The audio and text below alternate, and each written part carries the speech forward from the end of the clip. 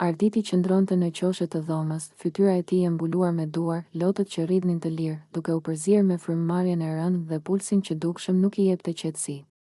Ishte një dhimbje që nuk mund ta përshkruante me fjalë të thjeshta, një boshllëk që ndihej deri në kocka, një mungesë që dukshëm ishte bërë pjesë e çdo hapësire brenda tij. Sa herë që përpiqej të bënte gjumë, ëndrat e tij e shqetësonin, sa herë që hidhte një hap jashtë dhomës, kujtimet i ngjanin hije së errët që e ndiqte pa pushim, "Të kam kërkuar."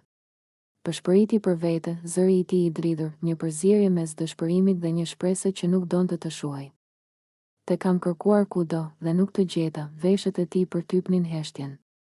Heshtja ishte e rënë, e zgjatur, dhe ndërkohë që ai foli, ajo heshtje u bë një reflektim i brendshëm që nuk e lejonte të ikte nga dhimbja. Ishte një dhimbje që nuk mund të ndalohej, një dhimbje që nuk shërohej me fjalë të zakonshme, me premtime apo këshilla të thjeshta.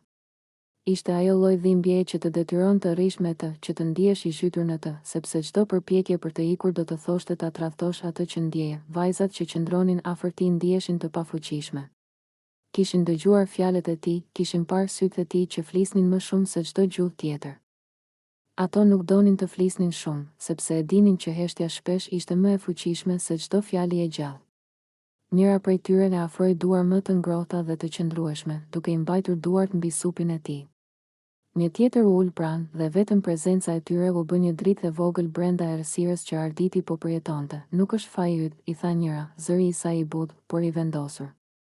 "Nuk ka faj këtu. Është e drejtë të qash. Është e drejtë të ndjesh dhimbje", ai nuk foli. Vetëm lotët vazhduan të rridhnin dhe për herë të parë që prej shumë kohësh, ai lejoi dikë tjetër të qëndrojë pranë tij, të ndjej dhimbjen e tij pa e gjykuar.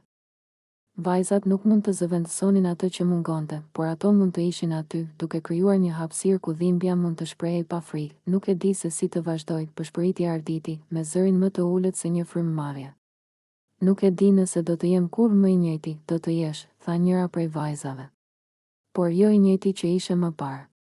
Dhimbja të ndryshon.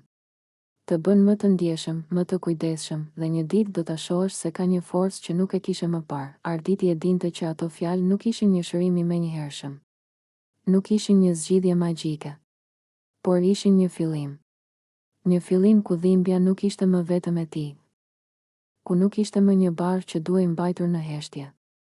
Ishte një fillim që lejonte pranimin, që i jepte mundësinë të fillonte të ndalonte së luftuari me vetveten dhe të fillonte të shite se mund të kishte dritë edhe pas një humbjeje të tillë. Vajzat e ngushtuan pranë tij, dhe Arditi lejoi që trupi i tij të pushoj pak nga tensioni. Lotët vazhduan të rridhnin, por tani kishte një ritëm më të qetë. Frymëmarrja u stabilizua.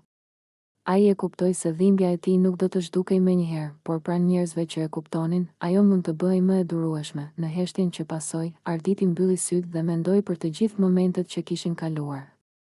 Për kujtimet që nuk mund t'i ndalonte, për ëndrat që ishin ndërprerë.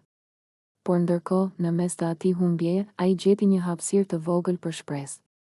Shpresë që nuk vinte nga diçka e jashtme, por nga fakti që nuk ishte vetëm. Se kishte dikë që do të qëndronte me të, që do të ndihmonte të shërohej, një hap i vogël në një udhëtim të gjatë. Kur Arditi ngriti kokën dhe pa fytyrat e vajzave që e shihnin me kujdes dhe dashuri, ai e kuptoi diçka të rëndësishme.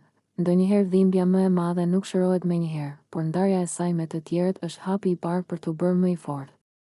Dhe ai u ndje pak më i lehtësuar, pak më i gjallë. Edhe pse ende i lënduar, duke kuptuar se është e drejtë të qash, të ndjesh dhe të lehtësohesh nga pranë njerëzve që kujdesen për ty.